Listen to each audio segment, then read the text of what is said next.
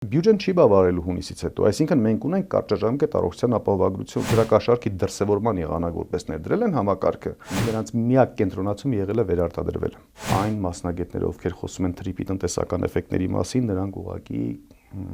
կիսա մասնագետներ են։ Հայաստանի Հանրապետությունը արդյոք չի խթանում հակաիրանական գործողությունները։ Հայ ազգի մեծամասնության մոտ իշխանությունը եւ իշխանության ներկայացուցիչները սուտասանների հետ են ասոցիացում եւ մենք ճատագով ունենք կոնսոլիդացիաների, եթե հունիսի 7-ին նրանք չհեռացվեցին դրական ճանապարհով, ապա Հայաստանը մտնում է լիակատար կապիտուլյացիայի մեջ։ Ձեր ծրագրով հնարավոր է հեռացնել Փաշինյանին։ Ծրագրով հնարավոր է հեռացնել Փաշինյանի վարկանիշը ակնհայտ ընկել է, բայց դեռևս որևէ այսպես քաղաքական ուժ ավել վարկանիշ չի հավաքում։ Հենց իշխանությունը ընտրեց վերջնական իր թիվ 1 ընդդիմադրին, արդեն իմացեք, որ մեր գործերը վատ են։ Նիկոլ Փաշինյանի վարկանիշը կմնա ինչ որ 11%, 12 թե 15 արդեն էական չի, բայց նա աճի պոտենցիալ չունի։ Իշխանություններն ասում են, որ անուղղակի թոշակ են բարձրացրել, առողջապահական ապահովագրության համակարգ է ներդրվել, գումարած խաղաղությունն ու Թրամփի ուղուց սպասվող օգուտները։ Բարև ձեզ, Արկադի Գրիգորյանն եմ, կիզակետում այսօր նախընտրական դիվիդենդներ, թե իրոք խորքային բարեփոխումներ։ Հայաստանը ես եմ նախաձեռնության ղեկավար Նաիրի Սարգսյան, բարի գալուստ կիզակետ։ Շնորհակալ։ Ես եմ շնորհակալ։ Տեսեք, դուք որքանով հետևում ձեր հարցազրույցներին, գործունեությանը, գրառումներին, անխնա անընդհատ հետևողականորեն քննադատում եք իշխանությունների գրեթե բոլոր տնտեսական, կամ սոցիալական ռեֆորմները։ Օրինակ, պարտադիր առողջական ապահովագրություն համակարգը։ Իրենք ասում են, ինչ վատ բան են արել, տեսեք, թոշակառուն անվճար ու թանկ բուժօգնությունը ստանում է անվճար։ Մյուս խմբերն էլ չնչին վճարով աշխատավարձ ստացող, չնչին բանկը վճարեն ու նորից կօգտվեն։ Խնդրահարույցը ո՞րն է, եթե մատչելի ու սեղմ ասեք։ Ո՞րն է խնդրահարույցը, ինչ եք բողոքում։ Մենք չենք դժգոհում, մեր խոսքը հետևյալն է։ Արտաքին, այսպես փաթեթավորում եւ արտաքին դիտարկումը առողջության համապարփակ ապահովագրության բավականին դրական երևույթ է։ Ինքնին գաղափարը։ Ինքնին գաղափարը դրական երևույթ է։ Եվ այս իշխանությունը 8 տարի առաջ իշխանության գալով նախաձեռնել էր բարեփոխումներ ասածը։ Նախաձեռնման հենց մեկնարկից այդ ժամանակ մենք ուժեղ քննադատում ենք եւ ասում ենք չի կարելի այսպիսի համակարգներ դնել, այսպիսի թերություններով, այսպիսի կոռուպցիոն ռիսկերով եւ այլնով։ Ասում ենք մասնագիտական համայնքների հետ, շահառուների հետ, պրոֆեսիոնալ ապահովագրական կառավարիչների հետ պետք է խորհրդակցություն լինի, լավագույն լուծումը դրվի սեղանին։ Չարեցին 8 տարի սպասեցին, շատ ավելի վատ եղանակով բերեցին վերաներդրեցին։ Մենք ասում ենք առողջության ապահովագրությունը լավ բան է, բայց դուք հենց հիմա եւս ոլորտի տակ բոմբ եք դնում։ Ինչու՞։ Որովհետեւ բյուջեն չի բավարարելու հունիսից հետո, այսինքն մենք ունենք կարճաժամկետ առողջության ապահովագրություն։ Նաեւ չենք ցանկանում շատ քննադատաբար մոտենալ, հաշվի առնելով, որ նրանք նախընտրական ժամանակահատվածում ընտրակաշառքի դրսևորման եղանակ որպես ներդրել են համակարգը եւ մարդիկ ովքեր տարիներով ֆինանսները չի բավարարել որևէ բուժում ստանան, որևէ վիրահատության գնան եւ այլն, մարդիկ օգտվում են։ Սա դրական երևույթ է, որ մեր հայրենակիցները օգտվում են։ Այդուհանդերձ դիտարկում են որպես նախընտրական սա Այո, եւ գնում են բնականաբար, չէ, գոհունակություն են հայտնելու, ասելու են դե ապրի Նիկոլը, ապրի իշխանությունը, այս ինչ բարեփոխում իրականացրեցին։ Հունիսի ընտրություններից հետո արդեն կոլապսի առաջ է կանգնելու համակարգը։ Չնայած հիմա էլ է կանգնած։ Իր տեխնիկական խնդիրները եւ այլն բավականին լուրջ հետևանքներ առաջացնում։ Օրինակ հիվանդությունների պարագայում ենթադրենք 18000 դրամ արժի բժշկի խորհրդատվությունը, ապահովագրական վճարը փոխհատուցվում է 6000 դրամ, բժիշկը ասում է 18000 դրամ է իմ խորհրդատվական վճարը։ Մարդը պետք է 18000-ը վճարի, գնա 6000-ը հետ ստանա կամ հրաժարվի տվյալ բժշկի մոտ այցելելուց, որը իդեպ իր նախընտրելի բժիշկն է։ Վստահությունը ներշնչում է հենց այդ բժիշկը, արժանահավատություն տալիս է հենց տվյալ բժիշկը եւ այլն։ Խնդիրները այստեղ բյուջետային են եւ իր այսպես ոչ ապահովագրական համակարգ լինելը։ Որևէ քննարկում չկա մասնավոր ոլորտի հետ, որևէ քննարկում չի եղել ապահովագրական կառավարիչի հետ, որը ամենակարևորն է այստեղ, այսինքն տեսեք 2026 թվականի համար բյուջեն հատկացված է 129 միլիարդ դրամ։ Սա չափազանց փոքր գումար է, որովհետեւ ապահովագրությունը շատ բարդ կառավարման ոլորտ է։ Իսկ այն վճարները, որ անեն, դեռ դա չի հասնի։ Աշխատավարձ ստացողների վճարները չեն օգնի դրան, թե դա քիչ մինիմալ բան։ Որքանով որ օգնեց, դրա համար եմ ասում, ինքը հաշվարկի օրինակ յուրաքանչյուր 10 վճարման դեպքում մեկ պացիենտ է գնում, թե ոչ։ Սա է խնդիրը։ Պատկերացրեք 10 այսպես 500,000 եւ ավել կամ 200-ից 500,000 դրամ աշխատավարձ ստացողները 10800 դրամ ապահովագրական վճար վճարեցին, 10800 անգամ 10 անհատ, եղավ 108,000 կամ 110,000 դրամ, չէ, 110,000 դրամի համար ենթադրենք եւս մեկը գնաց 300,000 դրամ հիվանդություն բուժելու համար, այսինքն 10 անհատի վճարած 10,000 դրամները չփոխհատուցեցին 11/3-ի բժշկական ծառայությունից օգտվելու վճարը։ Սրանք դրամար եմ կրկնում նորից, սրանք շատ բարդ հաշվարկներ են եւ այդ հաշվարկները պետքա պարտադիր մասնագիտական շրջանակներում չեն արել, հա, թե շտապել են, թե ուղղակի չեն ուզում։ Իրենք չեն աշխատել դրա վրա, բայց ինչու միայն դրա վրա, ոչ մի բանի վրա չեն աշխատել, անգործունյաների կառավարությունը սա եւ նրանց միակ կենտրոնացումը եղել է վերարտադրվելը։ Տեսեք, մենք ինչու ենք շատ հաճախ կուսակցություններին, քաղաքական գործիչներին եւ այլին նաև քննադատաբար մոտենում ու ինքներս լինելով քաղաքական ուժ կուսակցության չենք վերածվում ու նպատակել չունենք կուսակցության վերածվելու, որովհետև հայտնի հանրայդ ճշմարտություն կա, չէ, այս Չերչիլի կողմից ասված նաև, որ քաղաքական գործիչների միակ խնդիրը հաջորդ ընտրություններին վերարտադրվելն է։ Այսինքն այս մարդիկ ոչ թե մտածում են պետության կայունացման, հզորացման, զարգացման մասին, սրանք բացառապես ամբողջ քայլերը կառուցում են հաջորդ վերարտադրությունը ապահովելու համար։ Դրա համար նրանց նպատակը, եթե չի պետության կամ հասարակության առողջությունը, սոցիալական վիճակը ու անվտանգությունը չի, նրանց գործողությունը չի կարող ողված լինել առողջության կարգավորմանը։ Հիմա 129 միլիարդ դրամ եւս, չգիտեմ, 100 միլիարդ միգուցե կհավաքվի արդեն աշխատավարձերից, դրանք ընդհանրապես որոշակի խավի համար, այսպես առողջության ժամանակավոր ապահովագրման համակարգը գործելու է, հունիսից հետո շատ մեծ մտավախություններ ունենք, որ համակարգը ուղղակի պայթելու է։ Դուք կանխեցիք իմ հարցընտրություններ, կուսակցություն, ձևավորելու եւ այլ մասին, որը էլի կտամ, բայց նախապես մեկ այլ մեգա, հա, իշխանություններ ասած մեգա նախագծի մասին էլ ձեր կարծիքը։ Տեսեք, ասում եք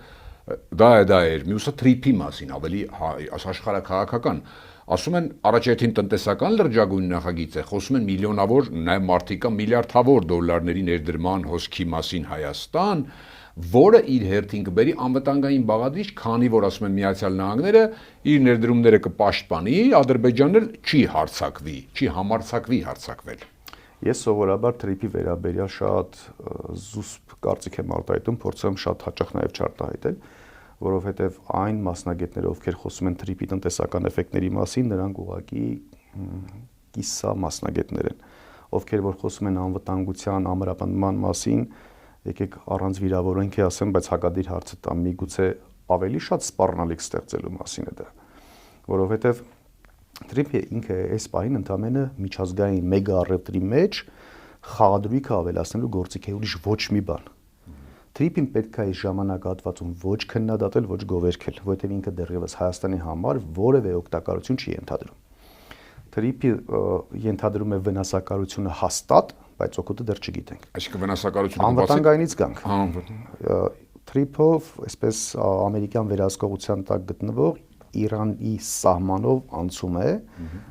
որը Հայաստանի Հանրապետության համար կենսական նշանակություն ունի։ Այսինքն Հայաստանի Հանրապետությունը արդյոք չի խթանում հակաիրանական գործողությունները։ Սա լրջագույն հարց է, այսինքն արդյոք բավարար մակարդակով պատշաճ կերպով քննարկվել է Իրանի ղեկավարությանը, թե չէ, հաշվի են առնվել ռիսկերը, կառավարելի են դրանք, թե կառավարելի չեն, սա անվտանգային առումով։ Տնտեսական առումով ֆիքսված է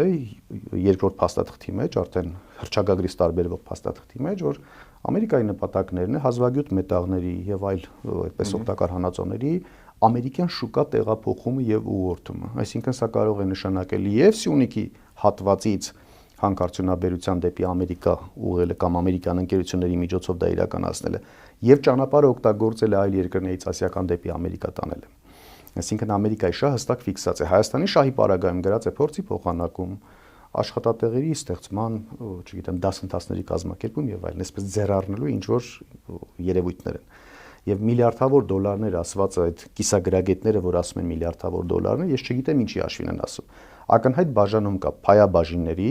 շահաբաժինների 74% Ամերիկայի Միացյալ Նահանգներ, 26% Հայաստան։ 26-ի որքան մասն է Հայաստան, հարցերի հարցն է մնում։ Հայաստանը ԵԱՏՄ անդամ է։ Դուրս է գալու թե չէ։ Ենթադրենք ելնում ենք այն կանխավարկածից, որ դուրս չի գալիս ԵԱՏՄ-ից։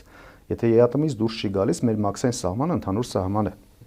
Այսինքն Հայաստանի մաքսային սահմանով անցնել դա նշանակում է ԵԱՏՄ մաքսային սահմանով անցնել, Ղազախստանի մաքսային սահմանով անցնել կամ պետական սահմանով անցնել, դա նշանակում է նորից ԵԱՏՄ մաքսային սահմանով անցնել։ Հետևաբար, եթե մաքսային սահմանի թույլտվությունները,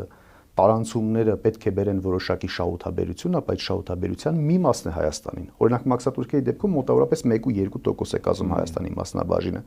Վախենամ 26%-ի մեջ էլ 1.2% Հայաստանի շահաբաժինը կազմի։ Այսինքն դրանք նորից միֆեր են, դրանք կեղծ օրակարգեր են, որը օգոստոսի 8-ից սկսած իշխանությունները փորձում են ժողովրդի վրա վաճառեն որպես ձեռքբերում եւ տնտեսական ակնկալվող ահռելի օգուտներ ու անվտանգային այդպես ակնկալիքներ, որոնք որ նորից են կրկնում միֆեր են, կեղծիքներ են եւ թրիփը նույնիսկ որևէ մեկը դեռ չգիտի թրիփի ճակատագիրը։ Նույնիսկ Ամերիկան ինքը չգիտի դա իրագործելու է թե չի իրագործելու, որովհետեւ դեռևս գոյություն ունեն միջազգային առևտրի մեջ Ռուսաստան, Ամերիկա, Չինաստան, Իրան եւ այլն մեծ առևտուր դեռ գոյություն ունի։ Դուք հիմա այդպես ասում եք, բայց ԿՊԱ-ականները տարբեր տեղերում, տաղավարներում, Facebook-ով եւ այլն ուժեղ քարոզը տանում են, որ տեսեք խաղաղության մեջ ենք, սա էլ գումարած ծաղկելու է եւ այլն։ Մենք պետք է ասենք, որ ստում են ինչպես միշտ։ Այդ թրիփը առողջապահական համակարգը եւ էլի մի քանի բաներ, հենց հաղթաթուղթը չեն, որ իրենք վերընտրվեն, ինչ է կար։ Հաղթաթուղթը չեն դրանք իհարկե ընտրակաշառքների դրսևորումներ են եւ թրիփը եւ առողջության ապահովագրություն եւ ծառայությունների 1.5 տարի դարձնել եւ այդպես շարունակ մի քանի ծրագրեր, դրանք ընտրակաշառքներ են։ Բայց երբ որ սոցիոլոգիայի մեջ ուսումնասիրում եք, տեսնում եք, որ նրա վարկանիշի վրա կամ ազդեցություն չեն թողնում կամ չնչին այդ ազդեցությունները։ Որովհետեւ գիտեք, հայ ազգի մեծամասնության մոտ իշխանությունը եւ իշխանության ներկայացուցիչները սուտասանների հետ են ասոցիացվում եւ որևէ կերպ նրանք չեն կարող վստահություն վերականգնել։ Դա հոգեբանորեն էլ եմ արդյոք մեջ այդպես, այսինքն այլ հարց է վստահություն վաստակելը, այլ հարց է կորցնել վերավաստակել։ Վերավաստակելը գրեթե անհնարին երևույթ է։ Եվ դա ինչպես կապիտալիզացնել։ Լավ, տեսեք, նախընտրական վերադասավորումները, չէ՞, խոսում են ընդդիմության մասնակցության ձևաչափերի մասին, տարբեր ձևա։ Այսինքն հնարավոր է օրինակ Փաշինյանն հեռացնել ընտրություններով եւ ընդդիմության մասնակցության օպտիմալ ձևաչափը, այսպես ասեմ, հաղթական ձևաչափը ձեր կարծիքով ո՞րն է, որ այդ ձեր ասած նորվա անվստահությունները կապիտալիզացվեն քվեախցիկում, չգիտեմ։ Մենք ճատագով ունենք կոնսոլիդացիաների եւ հողի վրա տանում ենք այդպիսի աշխատանքներ ու տարել ենք շատ երկար։ Կոնսոլիդացիաներ կոնկրետ ասնեք 1 ուժ, 2 ուժ, 3 ուժ, ում շուրջ։ Գիտեք, կոնսոլիդացիաներ պարտադիր չի, որ ուժերը 1-ի ու 2-ի մեջ բաժանենք, նույնիսկ կարող են լինել 5-ը, բայց կոնսոլիդացիա կարող է լինել առաջարկի առումով։ Օրինակ, ինչ ենք մենք առաջարկում հանրությանը։ Մենք առաջարկում ենք կամ ընտրում եք վերջնական կապիտուլյացիա, կամ ընտրում եք Հայաստանի վերակառուցման ու զարգացման շանսը։ Հիմա գիտեք, որ ուժին ավելի կամ որ ուժի ծրագիրը ավելի շատ կհարի հայ հասարակությունը կամ որ ուժը ավելի արժանահավատ կերպով դա կմատուցի, թող ընտրեն մեր քաղաքացիները, իրենք որոշեն ում են ձայնը տալիս, բայց որ խոսիթը պետք է լինի նույնական եւ որևէ մեկը չպետք է այսպես պաշտոնների հետևից եւ պաշտոնի առաջարկով հանդես գա, այլ սահմանեն բոլոր խաղացողները, որ մեր գերխնդիրը եւ Հայաստանի հետագա գոյության խնդիրը մնում է այս իշխանությունը։ Եթե հունիսի 7-ին նրանք չհեռացվեցին դրական ճանապարհով, ապա Հայաստանը մտնում է լիակատար կապիտուլյացիայի մեջ։ Հենց ձեր մոտ գալու ժամանակ տեսա, որ Արդարադատության նախարարը հայտարարել էր, որ մարտին արդեն Սահմանադրության նոր տեքստը պատրաստ կլինի։ Սա նշանակում է պրեամբուլայի փոփոխություն, սա չգիտեմ ինչ աճ բարոյությամբ, արագ ընտրական շտաբ փոփոխելով, այդ թվում այսպես իրավախախտումներով փոփոխելուն չի բացառվում, որ հանրաքվեն օրինակ ընտրություններին զուգահեռ դնեն, հանրաքվեն մի քիչ ավելի առաջ դնեն, չգիտեմ ինչ կանեն, բայց միգուցե ռիսկերը հաշվի առնելով, որ իշխանությունը կարող է չվերընտրվել, վերջի վատությունը Հայաստանին եւ հայ ազգին փորձում է իրականացնել նոր գնա։ Այսինքն մեր խոսիթը պետք է լինի Նիկոլ Փաշինյանից ազատվելը, հետո ինչ կանենք, հետո որ քաղաքական ուժի ինչ առաջարկով հանդես կգա։ Սա արդեն երկրորդ հարցն է։ Այս արդեն կոնսոլիդացիայի օրինակ է։ Օրինակ ես չեմ գալիս ասում հարգելի հայ ժողովուրդ, ես ձեր վարչապետի թեկնածուն եմ, այլ ասում հարգելի հայ ժողովուրդ, Հայաստանը խորհրդարանական կառավարման երկիր է, որպիսի Հայաստանի թիվ 1 չարիքից ազատվենք, որպիսի Հայաստանը ներսից նախ ազատագրենք, այնուհետև արտաքին սպառնալիքներից ազատագրենք, անհրաժեշտ է խորհրդարանում ստանալ ազգային ուժերի 50+ ձայների քանակ, մանդատների քանակ։ Դրանով հնարավոր կլինի իշխանազրկել։ Տեխնիկական խնդիրներ են 2 ամիս հետո արտահերտ ընտրություններ, 6 ամիս հետո թե 1 տարի հետո դրանք տեխնիկական են բոլորը։ Գլխավոր չարիք, եթե չենք հեռացնում, որևէ մեկը ուղղակի հնարավորություն չեք ունենալու Հայաստանի փրկության համար աշխատելու։ Այդպես կասեն խոշոր ուժերը, կասեն բա ժողովուրդը ուզում է տեսնել ումով ենք փոխարինելու, բա ինչպես չասենք ով է մեր վարչապետի տեխնացուն եւ այլն։ Այ եթե մենք գալիս ենք արդեն այդ խոսից, նորից մտնում ենք Նիկոլ Փաշինյանի օրակարգ, հետո նորից մտնում ենք վարչապետա մրցավազքի մեջ, հետո ժողովուրդը նորից անում է դնում դուք աթոռավազքի մեջ եք, պաշտոնավազքի մեջ եք, որևէ մեկը տանկեղ չեք, որևէ մեկը Հայաստանի մասին չեք մտածում, ժողովրդի բարության ու անվտանգության մասին չեք մտածում։ Արդեն եթե այդպիսի ուժերը հայտարարում են, նշանակում է իրանք ընդհանրապես քաղաքական process-ն ինչ են տիրապետում եւ ընդհանրապես հեռու են իրան ժողովրդից։ Նրանք ժողովրդական ոչ խոսույթը գիտեն, ոչ գիտեն ժողովուրդն ինչ է մտածում, ինչ է ցանկանում եւ այլն։ Հետեւաբար մենք դա նույնպես համարում ենք Նիկոլ Փաշինյանի օրակարգի սպասարկում։ Այդ կոնսոլիդացիայի ինչ-որ սաղմեր տեսնում եք, ամբիցիաներ չկան խանգարող, գոնե դրան նմանվող մի բան տեսնում եք դուք դաշտում քաղաք։ Գիտեք, ամբիցիա հայազգ, ամբիցիա իհարկե կան։ Իհարկե դրանք էլ խանգարելու են։ Աստված մի առասցե, որ վերջնական այդպես ստիպված լինենք հայտարարել, որ այո, ամբիցիաները բոլորին խանգարեցին եւ կոնսոլիդացիա տեղի չունեցավ ու դրանով այդ թվում նպաստեցինք բոլորով, որ Նիկոլ Փաշինյանը վերընտրվի, Աստված մի առասցե այդպիսի սցենարը, բայց դա եւս հավանական սցենար է։ Իսկ այս պահին եթե տեսնում եք ընդդիմադիր ուժերի ներկայացած ծրագրեր կամ եթե ներկայացել են արդեն կամ քաշված մարդիկ առաջ քաշ, եթե անունը չտանք, կա այդ ներուժը ընտրություններով հեռացնելու Փաշինյանին հիմա։ Մենք ծրագիր դեռևս չենք հրապարակել, ծրագիրը կհրապարակենք առաջիկայում ու միտումնավորել թողնում ենք հետո հրապարակելուն, որովհետև եթե կոնսոլիդացիա պետքա լինի, մեծամտություն կլինի մենք մեր ծրագիրը շտապ հրապարակենք, որովհետև պետքա լինելու այդ թվում ճշգրտումներ կարծիքների, համադրումներ կարծիքների։ Այն մյուսների ծրագրերը նայելով, ով որ արդեն իսկ հնարավոր չի, մեր ծրագրերով վստահեցնում եմ հնարավոր է, որովհետև յուրաքանչյուր սոցիալական խմբի համար իրատեսական եւ հիմնավորված առաջարկ ունենք եւ բարեկեցության ավելացման եւ անվտանգության ավելացման, որը մենք ներկայացնելու ենք ու եկեք այստեղ արդեն անհամաստություն չանեմ, եթե որևէ այդպիսի ծրագիր երկրորդ ուժի կողմից կլինի, ես խոսք եմ տալիս գամ ձեր մոտ հարցազրույցի եւ դա ընդունեմ, որ եղել է։ Այդպիսի հզոր ծրագիր ունենք մենք, որի վրա աշխատել ենք տարիներ, դրա հենքը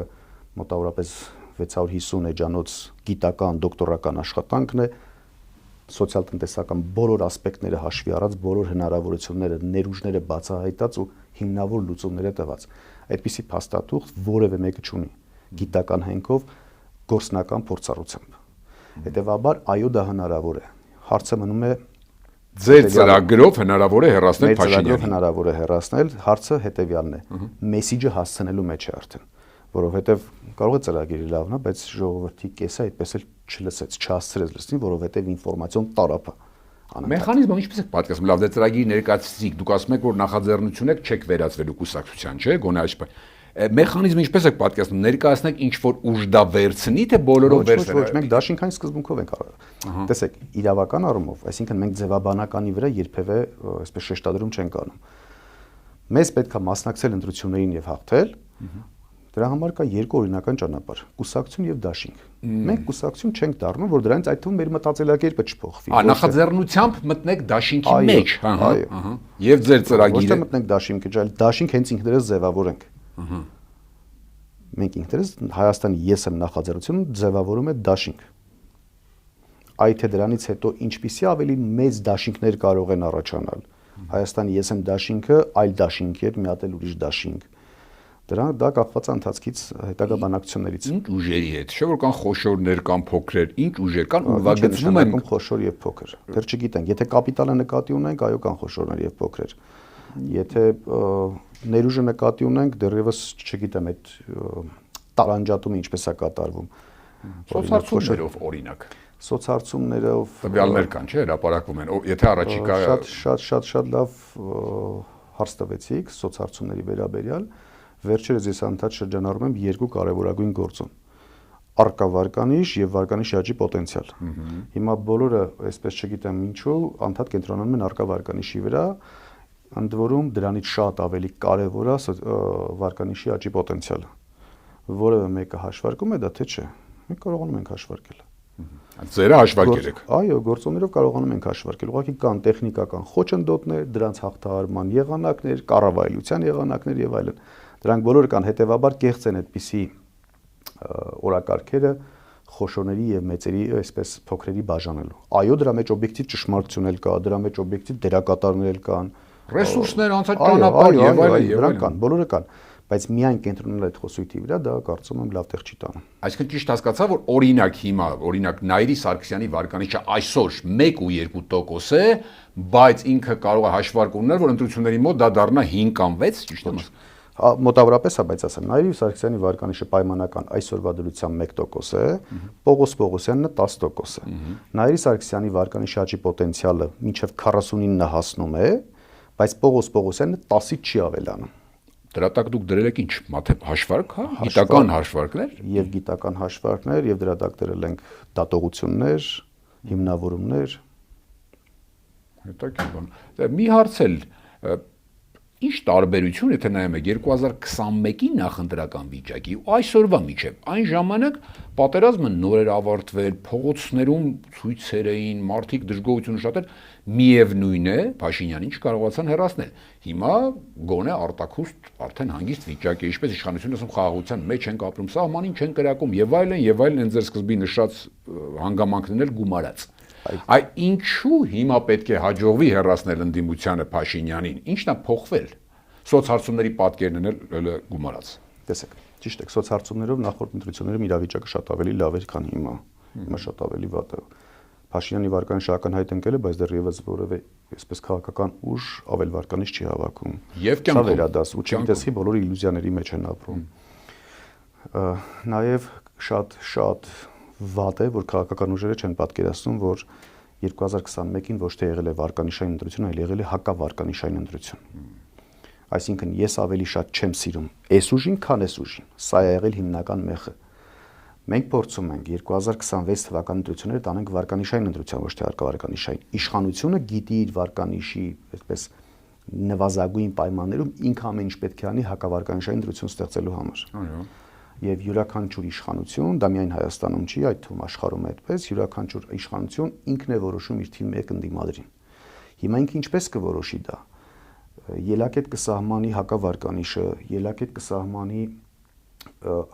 հակառակորդի թույլ լինելը եւ այլն։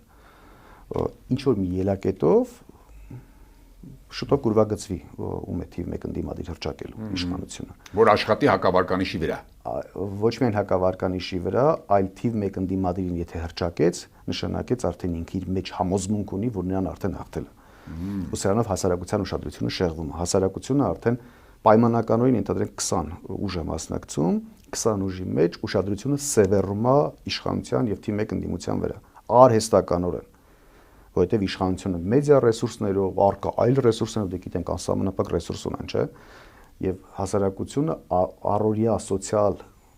տնտեսական անվտանգային առողջապահական խնդիրներից ելնելով յուրաքանչյուր մարդ, յուրաքանչյուր ընտանիք ունի տարբեր խնդիրներ։ Ժամանակում նույնիսկ չի էլ տեղավորվի այդքան դաշտ նետած ինֆորմացիան օբյեկտիվորեն վերլուծի։ Հետևաբար հենց իշխանությունը ընտրեց վերջնական իր թիվ 1 ընդդիմադրին, արդեն իմացեք, որ մեր գործերը վատ են։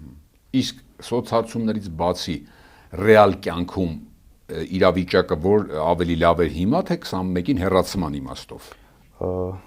Հիմա ավելի հեշտ է հեռացնել, վստահաբար ավելի հեշտ է։ Հաշվի առնելով խաղացողները, հաշվի առնելով նոր ձևավորված ուժերը, օրինակ 21-ին մեր ուժը չկար։ Եվ մենք ունենք բավականին էական լուրջ պոտենցիալ, մենք ունենք արած աշխատանք, բնականաբար սա արդեն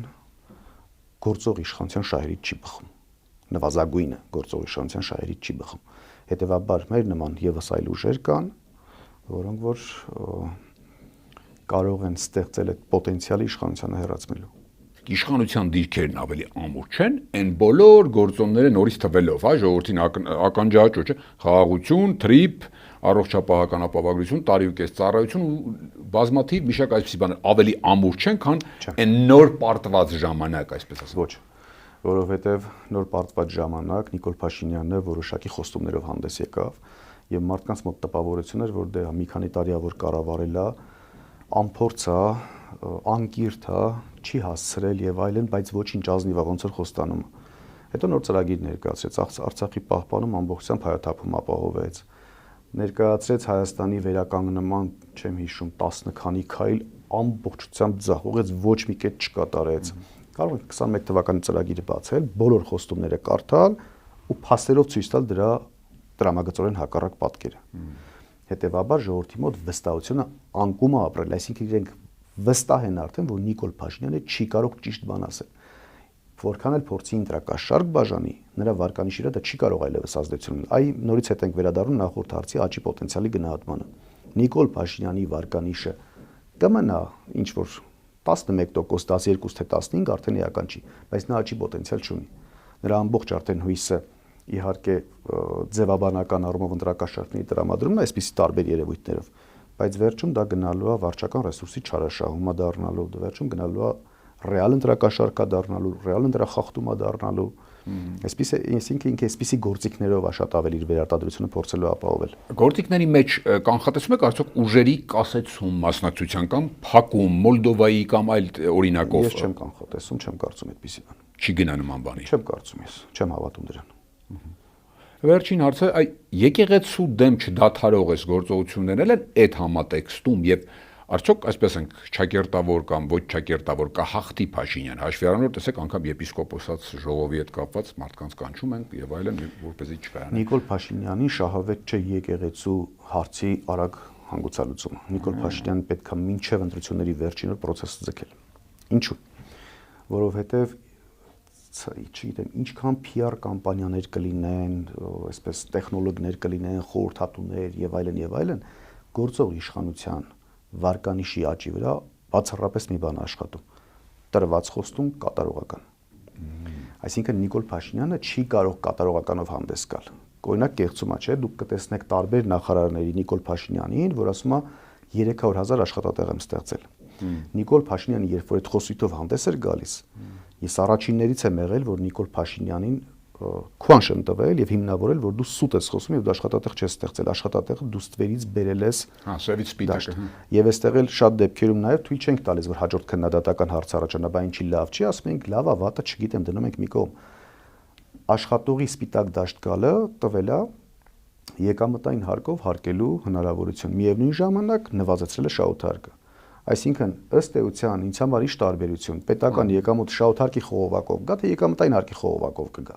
Հետևաբար դա ներկայացնել որպես դարի ձեռքբերում, դա թույլատրելի եւ կեղծիք է։ Հիմա անամոթաբար նորից ասում ենք նորից պիտի ասենք, որ սուտ են խոսում, իրանք աշխատատեղ չեն ապահովել։ Իրանք օրինակ մոտավորապես 200,000 ընդամենը բերել են գրանցման դաշտ։ Հաջորդ 50,000-ը ռուս-ուկրաինական պատերազմի ֆոնին ռելոկանտներ եկել ֆիրմա են բացել, ֆիրման պիտի անպայման ունենար տնօրեն, դա արդեն գրանցված 50,000 աշխատատեղ է։ Եվ այսպես շարունակ, բայց օրինակ նախորդ տարվա զբաղվածների թվականակը եղել է 1,200,000 մարդ,